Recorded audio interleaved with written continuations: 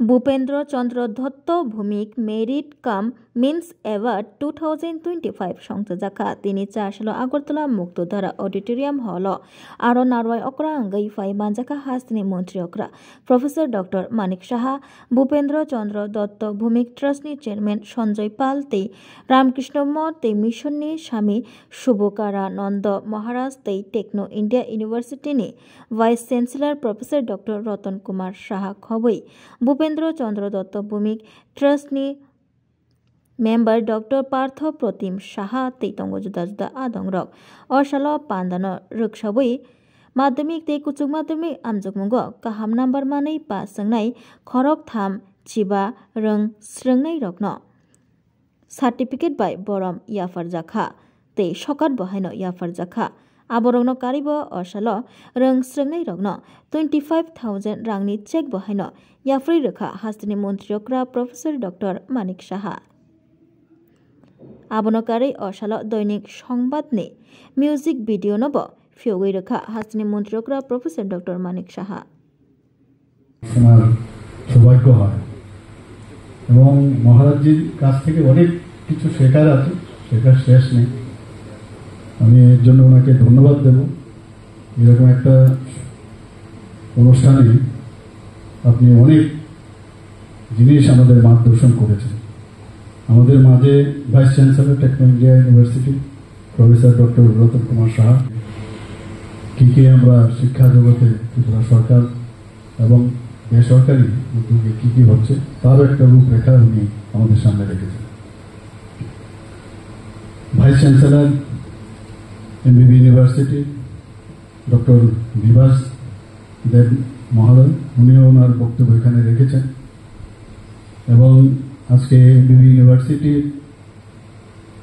আমরা চেষ্টা করছি সেটাকে কিভাবে স্ট্রেংথেনিং করা যায় আগে আমরা এমবিবি কলেজ সম্পর্কে জানতাম কিন্তু এখন যেহেতু এমবিবি ইউনিভার্সিটি হয়ে গেছে এখানে মাত্র এখন 3টা কলেজ খালি এর সাথে যুক্ত আছে আমরা চাইছি আরো যে আমাদের ত্রিপুরার যে কলেজগুলো আছে বিভিন্ন জেনারেল কলেজ সেগুলো যাতে যুক্ত হয় আরো বেশি করে যাতে সেটাকে স্ট্রেংথেনিং করা যায় সেগুলো আমরা চিন্তা ভাবনা করছি স্বাগত ভাষণ আমাদের সামনে যার কারণে ওই যে ধরে নিয়ে আসা কথাটা মহারাজজি বলেছেন আমাকে অনেকটা ধরে নিয়ে আসার মতোই যিনি করেছেন এই ভূপেন্দ্র চন্দ্র দত্ত ভূমিকের যে ট্রাস্টের যিনি চেয়ারম্যান শ্রী সঞ্জয় পাল মহোদয় অ্যাডভোকেট আমার আজকের তারিখে কিন্তু যাওয়ার কথা ছিল নর্থের দিকে অনেকগুলো প্রোগ্রাম ছিল ইনঅগুরেশন ছিল অনেকগুলো উনি সেক্রেটারিতে এসে আমাকে বললেন এত তারিখ আপনার কিন্তু আসতে হবে আমি বললাম আরে আমার তো প্রোগ্রাম অলরেডি ফিক্সড কি করে যাব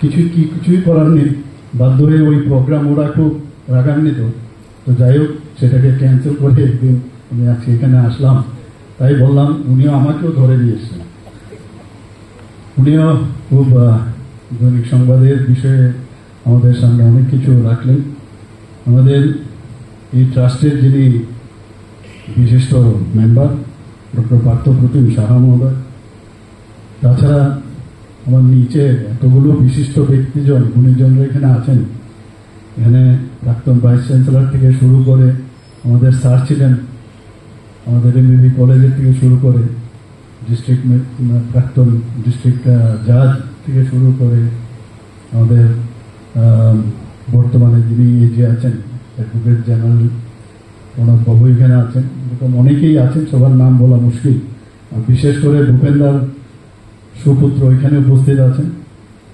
এবং এখানে এই যারা সংবাদ জগতের সাথে যুক্ত সমস্ত স্তরের যারা বিশিষ্ট জনেরা এখানে সাংবাদিক বন্ধুরা এখানে উপস্থিত আছেন সবাইকে আমি সত্যিই আজকে এখানে উপস্থিত থাকার জন্য অভিনন্দন জানাচ্ছি আপনাদেরকে তাছাড়া এখানে যাদের জন্য আজকের এই অনুষ্ঠান যেসব ছেলে মেয়েদের যে একদম আমরা সবসময় বলি যে প্রান্তিক ব্যক্তি পর্যন্ত যতক্ষণ বিভিন্ন যেসব আমাদের বেনিফিশিয়ারি স্কিম সেগুলো না পৌঁছানো যায় ততক্ষণ ধরো একটা রাজ্য একটা দেশ কোনো অবস্থায় উন্নতি সাধন করতে পারে না। ওনারা যেভাবে খুঁজে খুঁজে দূর দূরান্ত থেকে এই গরিব মানুষদের যে এবং অথচ মেরিট আছে তাদেরকে খুঁজে বের করে যে কাজটা এখানে করেছেন এবং 35 স্টুডেন্টসদের ওনারা নিয়ে এসছেন, আমি এর জন্য এই ট্রাস্টকে আমি মানে আমার হৃদয়ের অন্তর থেকে ওনাদেরকে ধন্যবাদ দেবো যে গত বছর থেকে আপনারা শুরু করেছেন, এই বছরও সেটা আপনারা বজায় রেখেছেন, আগামী দিনে আপনারা নিশ্চয়ই করবেন। সরকারের সাথে সাথে আপনারাও সেই কাজটা করছেন, আমরাও চেষ্টা করছি, কিন্তু আপনারা যে কাজটা করছেন এরকম আপনাদেরকে দেখে অন্যান্য যেসব এই ধরনের ইনস্টিটিউট আছে বেসরকারি পর্যায়ে তারাও কিন্তু উদ্বুদ্ধ হবে। That I can tell you. ভূপেন্দা মানে ভূপেন দত্ত ভৌমিক, ভূপেন্দ্রচন্দ্র দত্ত ভৌমিক এবং নতুন করে জানলাম, কিন্তু ভূপেন দত্ত ভৌমিক সম্পর্কে সবাই জানে সারা ত্রিপুরা। একটা নাম, ত্রিপুরার যে একটা বিশেষ নাম। দৈনিক সংবাদ, আমি জানি না এখানে কতজন জানেন, যারা পুরনো ব্যক্তি হয়তো জানেন, দৈনিক সংবাদের পুরনো নাম ছিল দৈনিক গণ অভিযান, অনেকে জানে না। এবং সেটা RMS সুমনি থেকে আরেকটু সামনে গিয়ে এখন আরেকজনের বাড়ি হয়েছে, সেটা একজন ভট্টাচার্যবাবুর মন্দিরের বাড়ি ছিল সেখানে উনি সেই দৈনিক গণ অভিযান প্রথম শুরু করেন। আমরা তখন উমায়ত স্কুলে পড়ি, তরতাজা যুবক, এবং যেটা ঘোষক এখানে বলছিলেন যে ক্যালকাটা ইউনিভার্সিটি এরপর অন্যান্য পত্রপত্রিকায় উনি লেখার পর ত্রিপুরার প্রতি ওনার আকর্ষণে উনি এখানে এসেছেন, সেখান থেকে উনি লেখা শুরু করেন এবং খুব অল্প সময়ের মধ্যে কিন্তু উনি প্রতিষ্ঠিত হয়েছিলেন।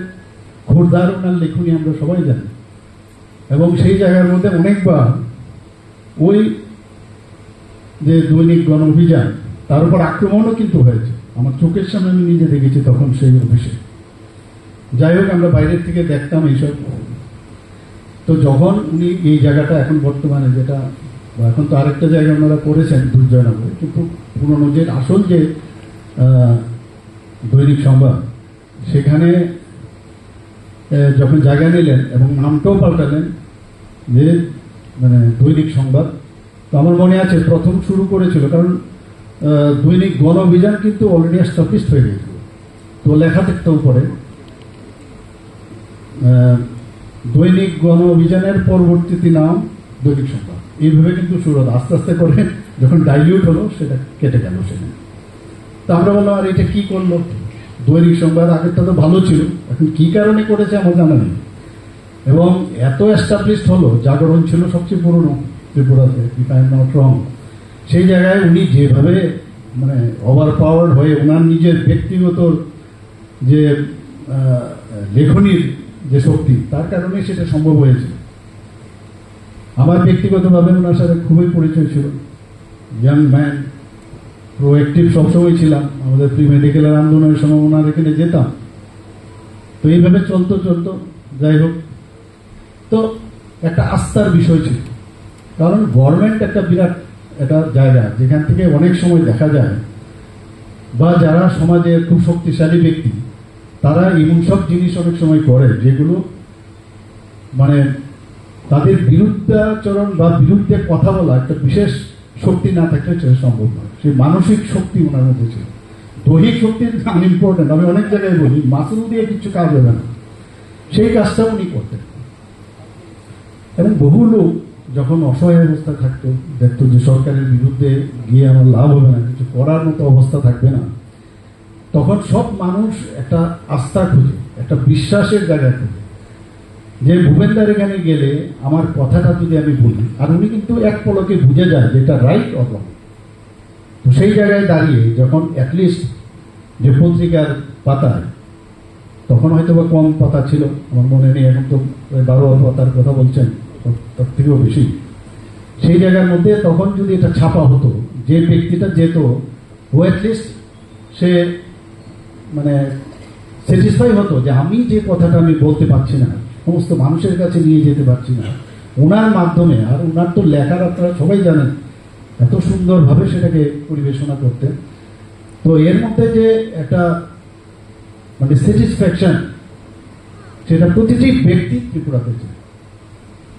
এবং আমরা দেখেছি যে ভূপেনদা বহু সহজ সরল মানুষ ছিল এবং সবসময় যারা অসহায় ব্যক্তি এবং যাদের কোনো রিয়েলি সাফারিং পিপল, মানে এইভাবে না রোগ আক্রান্ত ব্যক্তির কথা বলছি না, বিভিন্নভাবে যারা সাফারিং, তাদের কথা কিভাবে সমাজের কাছে নিয়ে যাওয়া যায়।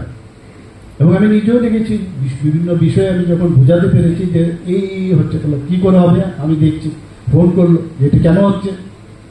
তো ভূপেনদার একটা ফোন গেছে, মানে এটা সাংঘাতিক বিষয়। আমার মনে আছে যখন আমি ডাক্তারি পাশ করে আমার প্রাইভেট প্র্যাকটিস আমি করছিলাম, প্রায় 9 বছর সময় আমি প্র্যাকটিস করছি। তো আমি ওখানে যখন আমার অ্যাসোসিয়েশনের সময়ে যখন বিভিন্ন সময় আমি যেতাম ওনার কাছে, তো চাকরি বেরোলো, অনেকগুলো চাকরি আমাদের আন্দোলনে, তখন আন্দোলনই বলবো, আমি আন্দোলন করে করে আমাদের চাকরি বেরিয়েছে। তো আমি কিন্তু চাকরিতে জয়েন করি। তো কিন্তু আমার উপর এত প্রেশার আমার ডাক্তারবাবুদের যে আপনার চাকরিতে জয়েন করতে হবে, you are secretary for a long time, আপনি যদি সেক্রেটারি হন তাহলে আমাদের পক্ষে সুবিধা হবে।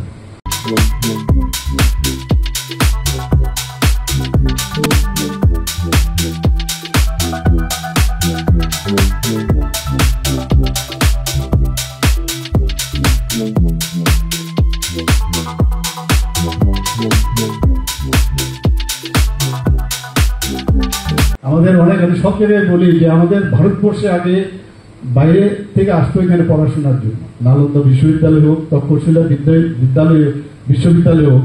আর এখন আমরা খুব গর্ববোধ করি, আমার ছেলে কোথায় পড়ছে, আমেরিকাতে আছে, আমার ছেলে কোথায় আছে, লন্ডনে আছে। এই যে অবস্থাটা এখন আস্তে আস্তে করে কিন্তু সেগুলো পুনরুদ্ধার হচ্ছে এবং সেটা সম্ভব হচ্ছে এই যে একটা যোগ, এই যে আজকে অমৃতকালের কথা বলছেন মাননীয় প্রধানমন্ত্রী, 2022 থেকে 2047 যে অমৃতকাল, দেশকে সারা পৃথিবীর মধ্যে সেখানে প্রতিষ্ঠিত করার যে লক্ষ্য, সেটা আমাদের বুঝতে হবে। আমরা শক্তিশালী তো হতেই হবে। আজকে অপারেশন সিন্দুর, আমরাও তো বলতাম যে একটা অপারেশনের যেগুলো একটা নাম আমরা দিয়ে দিতে পারতাম, কিন্তু উনি অপারেশন সিন্দুর দিলেন। এটাও শিক্ষার বিষয় যে সিন্দুর নাম দিয়েছে, যাদের সিন্দুর মুছে ফেলেছে তাদের সম্মান দেওয়ার জন্য এই অপারেশন সিন্দুর করেছে। এবং ইচ্ছাটা কি, যে আজকে যে ইরানের বিরুদ্ধে আজকে ইসরায়েলের যে যুদ্ধ, এটা কিন্তু একদিক, বা ট্রাম্পের আমেরিকার যে যুদ্ধ ইরাকের উপরে, অদ্ভুত। কিন্তু আমাদের যে যুদ্ধ, প্রধানমন্ত্রীজির যে নেতৃত্বের যে যুদ্ধ, উনি বলছেন এন্টি টেররিজম। ওখানকার পাকিস্তানের বিরুদ্ধে যুদ্ধ না, পাকিস্তানের লোকদের বিরুদ্ধে যুদ্ধ না, টেররিজমের আগে সেই জায়গার মধ্যে আমাদের শক্তি, যে কোথাও গিয়ে যখনই বলে যে ভারতবর্ষ কেন সেখানে আক্রমণ করলো, নিরীহ 26 জন লোককে মারলো ওরা, পর্যটকদের। কিন্তু নামটা কি দিল, আমাদের বোনদের, যাদের মেয়েদের, যারা খালি বিয়ের কয়েকদিন বাদে সেখানে গেছে, সেই জায়গায় তাকে বেছে বেছে ধর্ম চিন্তা মানে দেখে দেখে তাদেরকে হত্যা করা হচ্ছে। আমাদের 25 জন আর আমাদের নেপালের একজন। তো টেররিজমের এগেনস্ট কথা বলুন, whether you support or not, এই যে বিষয়, সবাই তখন এর বিরুদ্ধে আর কথা বলতে পারছে না। এই যে ট্যাকটিক্যালি, তার জন্য শিক্ষার দরকার, যে বলার জন্য সারা পৃথিবী এক হতে হবে। 21শে জুন উনি যখন আহ্বান করলেন সারা বিশ্বকে, ইউনাইটেড নেশনকে, যে 21শে জুন আমাদের এখানে মানে যুগাকে আন্তর্জাতিক যুগা দিবস মানতে হবে। তো প্রথমে তো অনেকে না করলো, কিন্তু আজকে 21শে জুন আন্তর্জাতিক যে যুগা দিবস, সেটা পালন হচ্ছে। এই যে এক একটা বিষয় আমরা দেখি, সেটা কিরকম শিক্ষার সাথে সাথে তার বাস্তবতা এবং তার মধ্যে হৃদয়ের যে টাচ, একটা হিউম্যান টাচ, সেইগুলো কিন্তু আসছে। এখন সাংবাদিকতা আমরা জানি, এখানে ত্রিপুরাতে সাংবাদিকতা হয়, এরকম এখন প্রাণ পুরুষ আমাদের মাঝে আজকে নেই, কিন্তু উনি কিন্তু একটা ভিত্তি, একটা ফাউন্ডেশন ত্রিপুরাতে উনি ফাউন্ডেশন লে করে দিয়েছেন, যে আগামী দিনের যারা লেখক, যারা সাংবাদিক, তারা কিন্তু এটাকে একটা বেঞ্চ মার্ক হিসাবে সামনে রেখে অন্যরা লেখালেখি করে। এবং এই ধরনের ব্যক্তি কিন্তু আমার মনে হয় না আগামী দিনে আসবে কিনা। এই ধরনের ক্ষণজন্ম ব্যক্তি মাঝে মাঝে আসে ত্রিপুরার ক্ষেত্রেও, আমাদের কাছে মনে হয় যে এটা খুব লিজেন্ড ব্যক্তি, যেখানে ত্রিপুরাতে শিক্ষার বিষয় যেখানে আছে, আমরা প্রচুর ত্রিপুরা সরকারের তরফ থেকে অনেক আমাদের ন্যাশনাল এডুকেশন পলিসি, মাননীয় প্রধানমন্ত্রী প্রায় 34 বছর পরে ন্যাশনাল এডুকেশন পলিসি 2020-তে করেছেন। সেটা আমরা ত্রিপুরাতেও কলেজ লেভেলে, স্কুল লেভেলে আমরা করছি এখানে। এবং আমরা এখানে আজকে যেটা একটু আগে আমাদের ভাইস চ্যান্সেলর উনি বলেছেন টেকনো ইন্ডিয়া, যে ত্রিপুরাতে এখন বাইরের থেকে মানুষ আসছে এখানে, বিভিন্ন ইউনিভার্সিটি, আমরা যেটা কখনো জানতাম না, ওপেন ইউনিভার্সিটি এখানে এসছে, ওপেন স্কুল বোর্ডও এখানে আসছে, এখানে টেকনো ইউনিভার্সিটি এসছে, ইনফা ইউনিভার্সিটি আছে এখানে, বুদ্ধা ইন্টারন্যাশনাল বুদ্ধা ইউনিভার্সিটি এসেছে এখানে, আলিয়াবাদ ইউনিভার্সিটি এখানে আসছে। আমাদের এখানে আজকে মেডিকেল কলেজে 400 সিট হয়েছে, আমাদের সময়ে প্রায় 12টা-13টা এমবিবিএস এর সিট আসতো, সেখানে আজকে 400 সিটের ব্যবস্থা হয়েছে। ডেন্টালের একটা সিট ছিল, সেখানে আজকে 63টা সিট হয়েছে এখানে। আমাদের এখানে ন্যাশনাল ল ইউনিভার্সিটি হয়েছে, এখানে ন্যাশনাল ফরেন্সিক ইউনিভার্সিটি হয়েছে। কি নেই এখন? আগে আমরা বাইরে যেতাম, দাঁড়াও গিয়ে হাওড়া স্টেশনে দাঁড়াও, আগরতলা যাওয়া এক সমস্যা, গার্জিয়ানদেরও সমস্যা, যাবে ওখানে গিয়ে আমার ছেলে খাবে কি, মেয়ে কি খাবে, চিন্তা, সিকিউরিটির প্রশ্ন। আজকে ত্রিপুরাতে আমরা এই ব্যবস্থাটা করেছি। এখানে যে আমাদের যে ন্যাশনাল সংস্কৃত ইউনিভার্সিটি হয়েছে, যখন মহারাজ যে সংস্কৃত বলেন, আমি প্রায়শই বলি হা করে তাকিয়ে থাকি। আমাদের সময় ক্লাস 8-এ সংস্কৃত হতো, মানে মুখস্থ করে কোনো রকমে বমিট করা পরীক্ষাতে, আর উনার বলছি এত সুন্দরভাবে বলছেন, এবং মনে হয় কেন আমি সংস্কৃতটা শিখলাম না। এই যে জানার যে চেষ্টা, এবং যদি আগের থেকে করতে পারতাম, আজকে ককবরক ভাষা, আমরা এত বছর ধরে জন্মের থেকে আমরা এখানে ককবরক ভাষাটা কেন শিখলাম না? ঠিক আছে, এটা আমার শেখার প্রয়োজন নেই, কিন্তু আজকে মনে হচ্ছে ককবরকটা যদি আমি শিখতাম তাহলে কত লাভ হতো। আমার নিজের ব্যক্তিগত জীবনে আমি দেখেছি, যে চ্যাপ্টারটা বড় কঠিন লাগতো, এটাকে বাদ দিয়ে কোনো রকমে চলে আসতাম, আর দেখা গেল পোস্ট গ্রাজুয়েশনের সময় আমাকে ওইটাই আমার থিসিস আমার হয়ে গেল, হলো তার জন্য আবার নতুন করে আমার পড়তে হয়েছে। বাদ দিয়ে কোনো সম্ভব নেই, যত পারা যায়। আর এত সময় কম, অথচ অনেক সময়, এই সময়ের মধ্যে তার যে রুচি রেখে তার মধ্যে মানে কনসেন্ট্রেট করে যে জানার যে চেষ্টা, বারবার জানার জন্য আমাদের চেষ্টা করা উচিত। যারা আজকে ছোট ছোট ছেলে মেয়েদের আছে, আমি বলবো যে সামাজিক কাজে লিপ্ত হওয়া উচিত। আমাদের বহু জায়গায় আমি দেখি, আমাদের বিভিন্ন ক্লাব হোক, যে কোনো জায়গায় যখন একটা সমস্যা হয়, পাশ কাটিয়ে চলে যায়, বলে না আমার ছেলে মেয়ে, আর গার্জিয়ানরা বলে না তোমার এসবে যেতে হবে না। চ্যালেঞ্জ, জীবনের যে কোনো জিনিসের চ্যালেঞ্জ নিতে হবে, আদারওয়াইজ তো লাভ নেই এই জীবনে। আমি কালকেও বলেছি একটা প্রোগ্রামে, যে একটা বিশিষ্ট স্কুল ত্রিপুরাতে আছে, এবং এই স্কুলে ভর্তি হওয়ার জন্য অনেকের ইচ্ছা, অদম্য ইচ্ছা থাকে, কিন্তু ভর্তি হতে পারে না। কিন্তু আমি দেখলাম যে এত বছর ধরে, দীর্ঘ বছর ধরে, যে একটা আইডিওলজি নিয়ে ওই স্কুল থেকে পাস করেছে। আমি বলছিলাম ওনাদের যে মানে সুপ্রিম, ওনাকে একবার আমার সাথে দেখা হয়েছিল, ওনাকে আমি বললাম, আমি তো সমাজে ওদেরকে খুঁজে পাই না, কোথায় ওরা তো একটা সাইন করিয়ে দিল যে না অ্যাপ্লিকেশন। তো আলটিমেটলি ওই অ্যাপ্লিকেশনের সুবাদে সিট অনেকগুলো আমরা মানে ডাক্তারের আসন যে সংখ্যা, আসনের চাকরির আসন সংখ্যা সেটা বেড়েছিল, আমি জয়েন করি।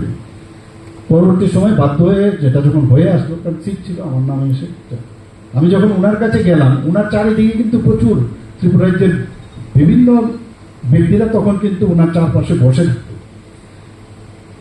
দিনের বেলা উনি লিখতেন না, লিখতেন কিন্তু রাত সন্ধ্যের পরে, কারণ ওই সময়ে এত লোক থাকে, ওনাদের থেকে ইনপুট নিতেন, কারণ সমাজের বিশিষ্ট ব্যক্তিরা যেতেন।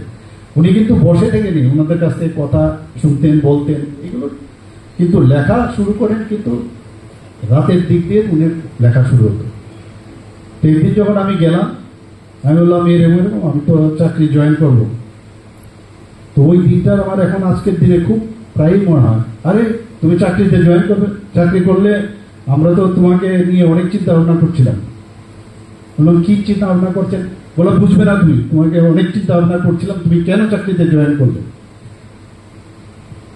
তখন একজন ব্যক্তি ওনাকে বললেন যে আরে ওর যখন চাকরির শখ হয়েছে, তো চাকরি করুক না কথা দিন, তারপর দেখা যাবে। তো যে কারণে উনি সেদিন বলেছিলেন, আজকের তারিখে আমি সেটা মাঝে মাঝে মনে হয় হয়তোবা এর জন্যই উনি বলেছেন, যে উনি ভেবেছিলেন যে হয়তোবা ওনার ওকে সামনে রেখে আমরা কিছু সামাজিক কিছু কর্মকাণ্ড করানো যাবে।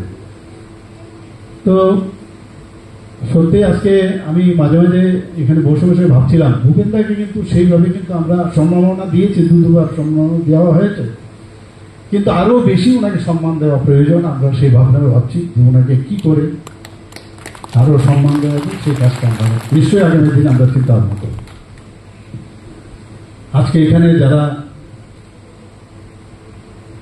ছেলেমেয়েরা, এখানে ছোট ছোট ছেলেমেয়েরা যে পড়াশোনার যে ব্যবস্থা এই ট্রাস্টের থেকে করছে,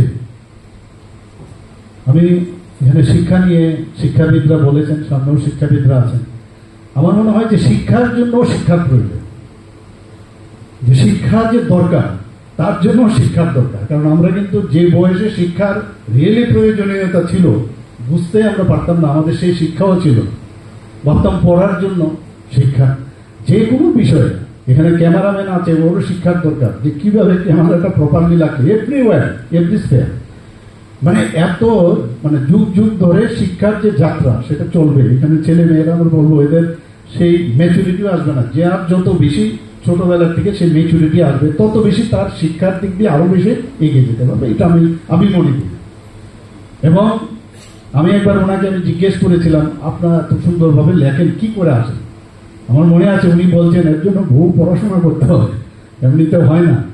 তো পড়াশোনা এবং এক্সপিরিয়েন্স এই দুটো মিলিয়ে যে যত বেশি রিডিং এবং যত বেশি জানবে, জানার পর তাকে ইমপ্লিমেন্টেশন করা, সেটা হচ্ছে প্রকৃত শিক্ষা। আমি বই পড়লাম, পুঁথিগত বিদ্যা আমি অর্জন করলাম, ভালো ভালো মার্কস পেলাম। আমাদের লাইফে বহু লোক আছে যারা আমাদের সময়ে ফার্স্ট সেকেন্ড থার্ড এরকম হয়েছে, কিন্তু ওদেরকে কিন্তু আমি সমাজ জীবন আমি দেখতে পাই না, ওদেরকে হারিয়ে যায়। তো এই যে লাভ হয় না।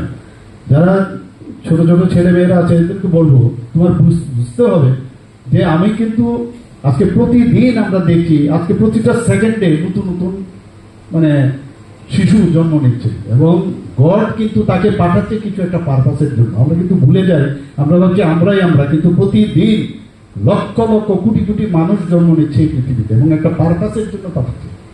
পারপাসটা যে যত তাড়াতাড়ি আগে বুঝতে পারবে তত বেশি এই সমাজের মঙ্গল, আদারওয়াইজ নয়। পরবর্তী সময় আমরা অনেক লেটে, এখন বিভিন্ন ডাইমেনশনালের অনেক পড়াশোনা করতে হয়, অনেক বিষয়ে জানতে হয়, তখন বুঝি যে আরে এগুলো তো আরো আগে জানলে ভালো ছিল, এখন কেন জানি না, এখন কেন জানছি। যদি আগে জানতাম, তার ইমপ্লিমেন্টেশন যদি করতাম, তাহলে আরো এক ধাপ এগিয়ে যেতাম, হয়তোবা আরো সমাজের জন্য আরো বেশি কাজ করতে পারতাম। শিক্ষার শেষ নেই, শিক্ষা একটা অন্তহীন, এবং অজ্ঞানতার মাঝখানে এবং জ্ঞানের মাঝখানে শিক্ষা, এই যে ব্রিজ, একটা শিক্ষা হচ্ছে ব্রিজ, এবং অন্ধকার এবং আলো তার মাঝখানে একটা ব্রিজ, অন্ধকার থেকে আলোর দিকে যাওয়ার একটা ব্রিজ। যত বেশি শিক্ষা তত বেশি এগুলো আমরা আরো পরিস্ফুটিত করতে পারবো, এবং তত বেশি যখন জ্ঞান অর্জন হবে আমরা তত বেশি ডাউন টু আর্থ হব। কারণ আমরা দেখেছি যে অশিক্ষার কারণে, শিক্ষার পরেও অনেকের মধ্যে অশিক্ষা থাকে, কারণ আমাদের যে মেন্টাল যে সেন্ট্রাল নার্ভাস সিস্টেম এত ভাইব্রেন্ট থাকে, এটা ঠিক ফিক্স থাকে না। এর জন্যই মাননীয় প্রধানমন্ত্রী নরেন্দ্র মোদীজি বারবার বলেন যে সবাই আমাদের যোগাব্যায়াম করা উচিত, যোগ ব্যায়াম খুব প্রয়োজন, নিজেকে চেনা, নিজেকে বোঝার চেষ্টা, এবং প্রতিনিয়ত আমাদের শিখতে হবে। এই সমাজ হচ্ছে আমাদের কাছে ভেরি ইম্পর্টেন্ট, আমাদের রাজ্য ইম্পর্টেন্ট, আমাদের দেশ ইম্পর্টেন্ট। আর এখন তো মাননীয় প্রধানমন্ত্রীজি সারা ওয়ার্ল্ডের কথা চিন্তা করছেন যে আমাদের সমস্ত মানে বিশ্ব আমাদের একটা ফ্যামিলি, সেই কথা উনি বলছেন। আজ থেকে ঠিক এক বছর আগে এমনই সময় এবং এই প্রেক্ষাগৃহে এক ঝাঁক সম্ভাবনাময় প্রাণের উচ্ছ্বাস, আর এই প্রেক্ষাগৃহীতে সমাজের বিভিন্ন স্তরে বিশিষ্ট জনদের উপস্থিতিতে সূচনা হয়েছিল Bangabandhu Dutta merit cum means award পথ চলা। ঠিক এক বছর পর আজ 28শে জুন 2025 ইংরেজির পক্ষে এই প্রেক্ষাগৃহে আমরা দ্বিতীয়বার সকালে মিলিত হয়েছি। সেই একই অনুষ্ঠান প্রথম বছর আমরা সারা রাজ্য থেকে 32 জন দুস্থ মেধাবী ছাত্রছাত্রীদের হাতে তুলে দিয়েছিলাম Bangabandhu Dutta merit cum means award. এবছর আমরা সারা রাজ্য থেকে বাছাই করা 35 জন দুস্থ মেধাবী ছাত্রছাত্রীর হাতে তুলে দেব এই অ্যাওয়ার্ড। শুধু তাই নয়, এবছর আমরা বিশেষভাবে 3 জন ছাত্রছাত্রীকে, যাদের অদম্য ইচ্ছাশক্তির কাছে হার মেনেছে শারীরিক প্রতিবন্ধকতা এবং পরিবারের আর্থিক অনটন, ও তাদের হাতে Bankimchandra Dutta merit cum means award তুলে দেব। তাই এই অনুষ্ঠান শুধুমাত্র অন্য 5টি অনুষ্ঠানের মতো নয়, কেননা এই অনুষ্ঠানের পিছনে জড়িয়ে রয়েছে আবেগ, দায়বদ্ধতা এবং কর্তব্য পালনের অঙ্গীকার। এই পথ আমাদের দেখিয়ে গেছেন দৈনিক সম্বাদের প্রতিষ্ঠাতা প্রাণপুরুষ প্রাতঃস্মরণীয় ভূপেন্দ্রচন্দ্র দত্ত। শুধু ত্রিপুরা নয়, গোটা উত্তর পূর্ব ভারতে সাংবাদিকদের অগ্রগতিকে পথিক বলা যাচ্ছে ভুবনবাবু প্রথম ভেবেছিলেন, এবং পেশাদারিত্ব নিয়ে সংবাদপত্র করা এবং পাঠকের কাছে তথ্যনিষ্ঠ এবং সত্যনিষ্ঠ সংবাদ পৌঁছে দেওয়া। সীমাহীন প্রতিকূল পরিস্থিতিতে এক বিরল স্পর্ধায় তিনি লড়াই শুরু করেছিলেন। ত্রিপুরার সংবাদ জগতে পুরোধা ব্যক্তিত্ব হচ্ছেন ভূপেন্দ্রচন্দ্র দত্ত। তবে তিনি সকলের কাছে ভূপেন দত্ত ভূমিক নামে বেশি পরিচিত ছিলেন। অবিস্মরণীয় এই নামটি তিনি আপন কর্মসাধনা বলে মহিমান্বিত এবং গৌরবান্বিত করেছেন। সংবাদ জগৎ এবং তার প্রাণপ্রিয় দৈনিক সংবাদকে রক্তধারা সুদীর্ঘ সংগ্রামের মাধ্যমে বসিয়েছেন মর্যাদার আসনে। তার এই অবদান ঐতিহাসিক। ভূপেন্দ্রচন্দ্র দত্ত রাজ্যের সর্বাধিক প্রচলিত জনপ্রিয় সংবাদ পত্র দৈনিক সংবাদের প্রতিষ্ঠাতা এবং সম্পাদক ছিলেন। প্রাণপণ চেষ্টায় তিনি নিজের সন্তানের মতো স্নেহ ভালোবাসা দিয়ে তিনি গড়ে তুলেছিলেন গণসংগ্রামের এই হাতিয়ারটিকে। তার এই প্রচেষ্টাকে দৈনিক সংবাদ হয়ে উঠেছে ত্রিপুরার 40 লক্ষ মানুষের মুখপাত্র। তার এই ক্ষুদ্র লেখনী বারবার গর্জে উঠেছে সমাজের যাবতীয় অন্যায়, অপরাধ, শোষণ এবং বঞ্চনার বিরুদ্ধে। দীপ্ত ছিল তার প্রতিবাদী কণ্ঠস্বর। অন্যায় এবং কোন ধরনের চাপের কাছে তিনি কোনোদিন মাথা নত করেননি। এক আপসীন যোদ্ধার নাম ভূপেন দত্ত ভূমিক। এই ক্ষণজন্ম মানুষটি শুধুমাত্র সংবাদপত্রের মধ্যেই নিজেকে সীমিত রাখেনি, জীবদ্দশায় অজস্র সামাজিক আন্দোলন এবং বিশেষত দুস্থ, শোষিত, অসহায় মানুষের পাশে দাঁড়িয়েছেন বারবার। আপসীন এই যোদ্ধাকে শেষ পর্যন্ত অসময়ে মৃত্যুর কাছে হার মানতে হয়েছে। কিন্তু তার অসমাপ্ত কাজ, তার যে প্রতিশ্রুতি, ইচ্ছাগুলি পূরণের দায় দিয়ে দিলেন তারই হাতে তৈরি ট্রাস্ট। ইচ্ছাগুলি পূরণের দায়ভার কাঁধে তুলে নিয়ে নিরন্তর এবং আন্তরিক চেষ্টা চালিয়ে যাচ্ছে আজকের এই Bhupendrachandra Dutta merit cum means award. ওনারই ইচ্ছাকৃত ফল। এই মহতী অনুষ্ঠানের আজকে আমাদের মধ্যে উপস্থিত আছেন অনুষ্ঠানের প্রধান অতিথি এবং উদ্বোধক রাজ্যের মাননীয় মুখ্যমন্ত্রী অধ্যাপক ডাক্তার মানিক শাহ। তার চরম ব্যস্ততার মধ্যেও তিনি আমাদের সময় দিয়েছেন, তার জন্য তাকে ভূপেন্দ্রচন্দ্র দত্ত ট্রাস্ট এবং দৈনিক সংবাদের পক্ষ থেকে আন্তরিক শুভেচ্ছা এবং স্বাগত জানাই। আমাদের মধ্যে উপস্থিত আছেন অনুষ্ঠানের সম্মানিত বিশেষ অতিথি আগরতলা বিবেকনগর রামকৃষ্ণ মিশনের সচিব স্বামী শুভানন্দ মহারাজ, টেকনো ইউনিভার্সিটির উপাচার্য অধ্যাপক ডক্টর রতন কুমার সাহা এবং মহারাজ বিবিধ ইউনিভার্সিটির উপাচার্য ডক্টর বিভাস দেব। 3 জনকে বিসিবি ট্রাস্ট এবং দৈনিক সংবাদের পক্ষ থেকে আন্তরিক শুভেচ্ছা এবং স্বাগত জানাই। সাথে শুভেচ্ছা জানাই অনুষ্ঠানের সভাপতি trust member doctor Parthapratim Saha মহোদয়কে। অনুষ্ঠানে বিশেষভাবে স্বাগত জানাই তাদের যারা পরিবারের সীমাহীন আর্থিক অনটন এবং নানাবিধ প্রতিকূল পরিস্থিতির সঙ্গে লড়াই করে মেধা এবং কৃতিত্বের সাক্ষ্য রেখেছে, সেই সব ছাত্রছাত্রী এবং তাদের অভিভাবকদের আন্তরিকভাবে স্বাগত জানাই। এই প্রেক্ষাতে উপস্থিত সকল বিশিষ্টজনদের, যাদের অকৃত্রিম ভালোবাসায় দৈনিক সংবাদ মানুষের মুখপত্র হয়ে পথ চলছে। আন্তরিকভাবে স্বাগত জানাই উপস্থিত ভূপেন্দ্রচন্দ্র দত্ত ট্রাস্টের সকল সম্মানিত সদস্যদের, যাদের সুপরামর্শ এবং পরিচালনায় দৈনিক সংবাদ এগিয়ে যাচ্ছে। অনুষ্ঠানে স্বাগত জানাই দৈনিক সংবাদের সকল স্তরের কর্মী, সাংবাদিক, মহকুমারের সাংবাদিক সহকর্মী বন্ধুদের। এই অনুষ্ঠানে আমার আয়োজন যারাই সহযোগিতা করছেন তাদের প্রত্যেককে আন্তরিক শুভেচ্ছা এবং স্বাগত জানাই। সবশেষে একটা কথাই বলবো, এই অ্যাওয়ার্ড বিতরণ অনুষ্ঠান ওইসব দুস্থ মেধাবীদের অসামান্য লড়াই এবং অদম্য ইচ্ছাশক্তির স্বীকৃতি, তাদের উৎসাহিত করার জন্য একটি ক্ষুদ্র প্রয়াস। আমরা আশা করি Bhupendrachandra Dutta merit cum means award অনুষ্ঠানটি আমাদের সকলের জন্য একটি অনুপ্রেরণা যোগান। এবং ভবিষ্যতে আরো ভালো কিছু করার জন্য উৎসাহিত করবে। বিশেষ করে আমি তাদের কথাই বলবো যারা আজ এই মঞ্চে পুরস্কার পাচ্ছে। তোমাদের এই সাফল্য আমরা সকলেই গর্বিত। মনে রাখবে, তোমাদের এই পথ চলা এখানেই শেষ নয়, বরং শুরু। সামনে আর অনেক পথ পাড়ি দিতে হবে। আমি আশা করি তোমরা ভবিষ্যতে আরো ভালো করবে, দেশ এবং রাজ্যের উন্নয়নে অবদান রাখবে। যারা পুরস্কারের জন্য বিবেচিত হওনি তাদেরও আমি উৎসাহিত করতে চাই। নিরাশার কোনো স্থান নেই, চেষ্টা চালিয়ে যাও, তোমরাও একদিন সফল হবে। আবার সবাইকে বিসিবি দাস এবং দৈনিক সংবাদের পক্ষ থেকে আন্তরিক শুভেচ্ছা এবং স্বাগত জানাই। সবাই এবং আমার প্রিয় শিক্ষক শিক্ষিকাবৃন্দ ও ভূপেন্দ্রচন্দ্র ভূমি